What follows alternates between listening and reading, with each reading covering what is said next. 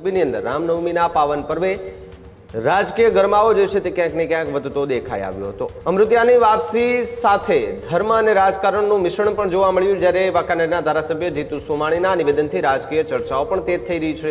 જીતુ સોમાણીએ પોતાના ભાષણમાં વ્યાજખોરોને પણ કડક ચેતવણી આપી, ભૂગર્ભમાં ઉતરી જજો નહીતર બુલડોઝર ફરી જશે તે પ્રકારની વાત અસામાજિક તત્વોની સામે કરતા જોવા મળી રહ્યા છે। મરદની મૈયતમાં જવાય પરંતુ ઈજડાની જાનમાં ન જવાય તે પ્રકારની વાત કરતા સોમાણી જોવા મળી રહ્યા છે।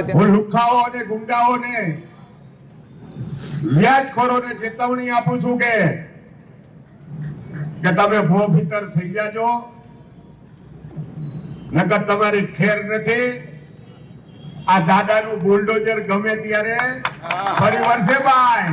ત્યારે કોંગ્રેસની સરકાર હતી, અમદાવાદ હોય, સુરત હોય, બરોડા હોય, ગોધરા હોય, અને અત્યારના આ યુવાનોએ તો એ વસ્તુ સાંભળી નહીં હોય કે ભાઈ કર્ફ્યુ શું। ઘણા બધાએ કર્ફ્યુ નહીં સાંભળ્યો હોય, દોઢ બે મહિના સુધી કર્ફ્યુ રહે આ મોટા શહેરોમાં। ત્યારે અત્યારે ભારતીય જનતા પાર્ટીની સરકાર આવ્યા બાદ કર્ફ્યુ જેવું કઈ દેખાતું નથી। ગુંડાઓને લુખાઓને ભોભીતર કરી દેવામાં આવ્યા છે। તે ઘોડાને રેસમાં ગયો હતો ને તો આગળ અમુક ટાયડા ઘોડા હતા। ટાયડા ઘોડા હોય ને શરૂઆતમાં દોડે બહુ, પણ પાછળથી થાકી જાય। તમારે ટાયડા ઘોડાને એમ કેવું છે કે શાંતિ રાખો ભાઈ, ચૂંટણીઓ તો આવી રહી છે, ચૂંટણીઓ આવે અને જાય। પણ ગુજરાતમાં કોંગ્રેસનું તો નામ નિશાન ક્યાંય રહેવાનું નથી ભાઈ। કાંતિભાઈ એક મળદ માણસ, કહેવત છે ને, મળદની મૈયતમાં જવાય ભાઈ, ઈજડાની જાનમાં ન જવાય ભાઈ। હજુ સુધી તમે અમારી ચેનલને સબસ્ક્રાઇબ નથી કરી તો અત્યારે જ ન્યૂઝરૂમ ગુજરાતને સબસ્ક્રાઇબ કરો, ફેસબુક અને ઇન્સ્ટાગ્રામ પર ફોલો કરો।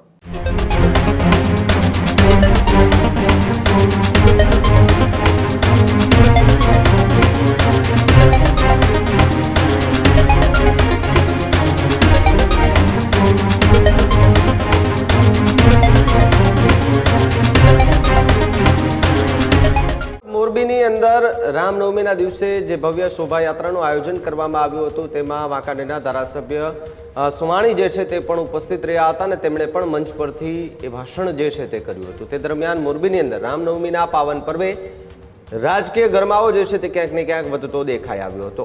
રાજ્યમંત્રી કાંતિ અમૃતિયા કે જેઓ ગંભીર બીમારીને હરાવીને મોરબી પરત ફર્યા હતા, ત્યારે મોરબીમાં અમૃતિયાનું ભવ્ય સ્વાગત કરવામાં આવ્યું હતું। ત્યારે ભારતીય જનતા પાર્ટીનો આંતરિક મતભેદ જે છે તે ખુલ્લો પડ્યો હતો। અમૃતિયાની વાપસી સાથે ધર્મ અને રાજકારણનું મિશ્રણ પણ જોવા મળ્યું, જ્યારે વાંકાનેરના ધારાસભ્ય જીતુ સોમાણીના નિવેદનથી રાજકીય ચર્ચાઓ પણ તેજ થઈ રહી છે। અમૃતિયાની વાપસીને લઈ ભગવાન રામના અયોધ્યા આગમન સાથે સરખાવી હતી વાત। જીતુ સોમાણીએ પોતાના ભાષણમાં વ્યાજખોરોને પણ કડક ચેતવણી આપી। જ્યારે કાંતિ અમૃતિયા હોસ્પિટલમાં હતા ત્યારે આપણે હવનો કરી રહ્યા હતા, એ જ પ્રાર્થનાના પરિણામે આજે તેઓ જનતાની વચ્ચે આવ્યા છે। ભૂગર્ભમાં ઉતરી જજો નહીતર બુલડોઝર ફરી જશે તે પ્રકારની વાત અસામાજિક તત્વોની સામે કરતા જોવા મળી રહ્યા છે। જ્યારે ઘોડાની રેસમાં કેટલાય ઘોડા શરૂઆતમાં ઝડપી દોડે છે પણ અંતે થાકી જાય છે। મરદની મૈયતમાં જવાય પરંતુ ઈજડાની જાનમાં ન જવાય તે પ્રકારની વાત કરતા સોમાણી જોવા મળી રહ્યા છે। ત્યારે આ નિવેદન બાદ ભારતીય જનતા પાર્ટીમાં ભારે ચર્ચા શરૂ થઈ ચૂકી છે।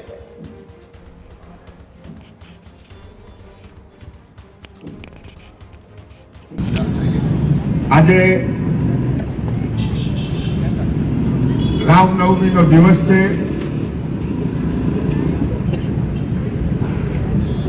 અયોધ્યામાં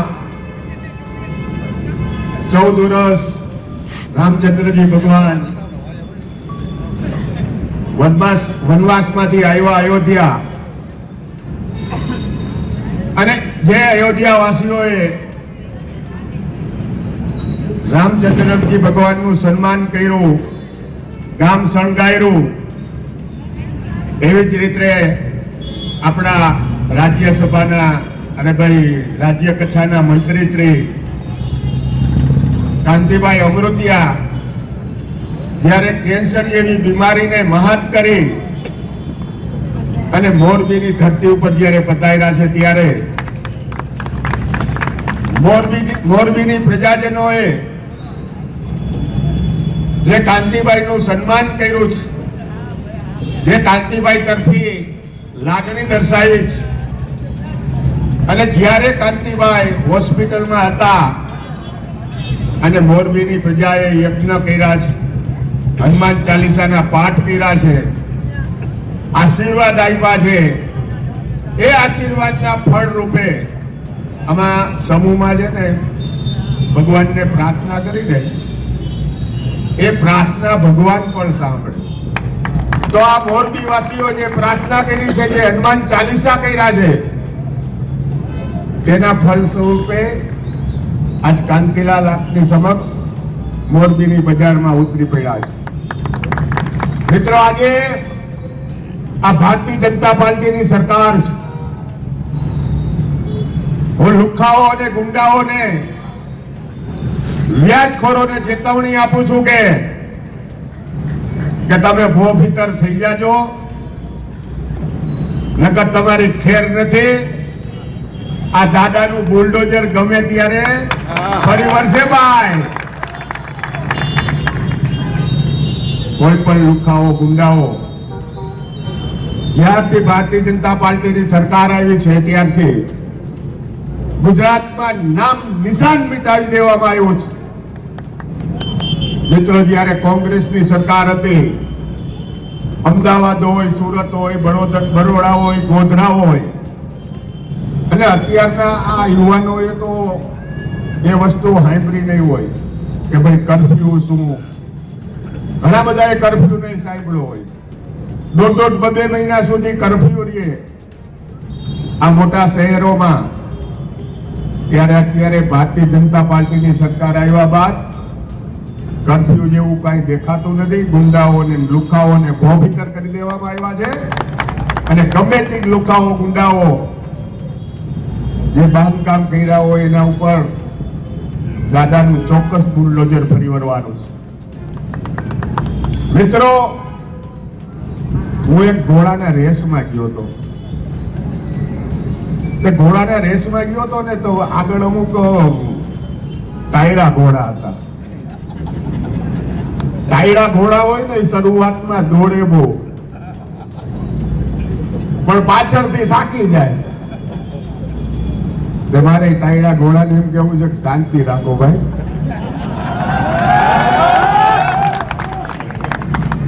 हमसे है जमाना, जमाने से हम नहीं. મિત્રો, કાંતિભાઈએ જે 35 વર્ષ થયા પ્રજાની જે સેવા કરી છે, અને અત્યારે જે સ્વસ્થ થઈ પધાર્યા છે, ત્યારે ડબલ તાકાતથી પ્રજાની સેવા કરશે એ વાત ચોક્કસ. અમે પ્રજાના પ્રતિનિધિ છીએ. તમે લોકોએ અમને મત દઈ અને રાજ્ય સરકારમાં મોકલા છે, ત્યારે અમારી જવાબદારી થાય છે. પ્રજાના જાનમાલ અને રક્ષણની અમારી જવાબદારી છે. મિત્રો, અમારે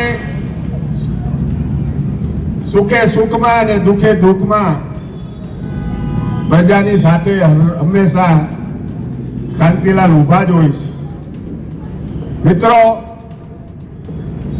ચૂંટણીઓ તો આવી રહી છે, ચૂંટણીઓ આવે અને જાય, હા, પણ ગુજરાતમાં કોંગ્રેસનું તો નામ નિશાન ક્યાંય રહેવાનું નથી ભાઈ. એટલે આજે જે પ્રજાએ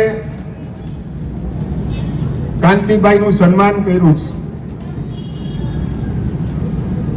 એ મોરબીની પ્રજાને મિત્રો મારા સલામ છે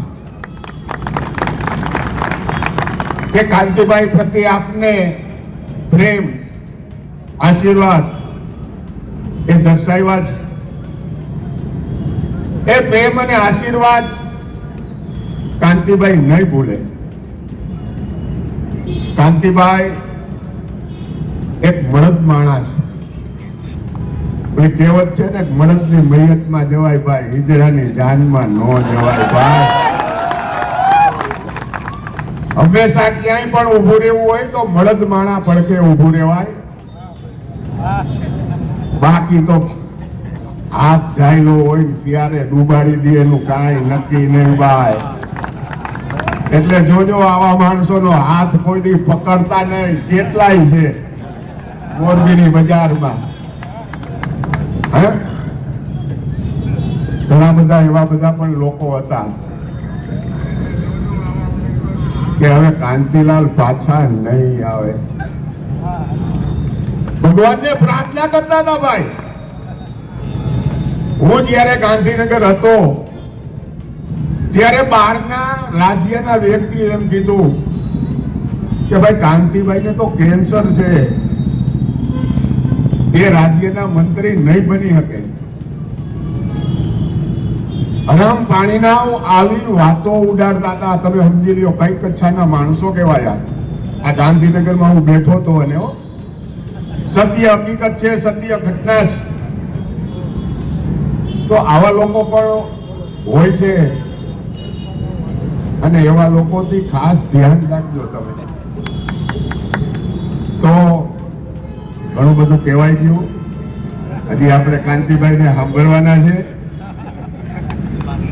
કાંતિભાઈની વાણી તેજ અને તરાર છે એ તો આપ સૌ જાણો જ છો, એટલે વધારે નહીં કહેતા.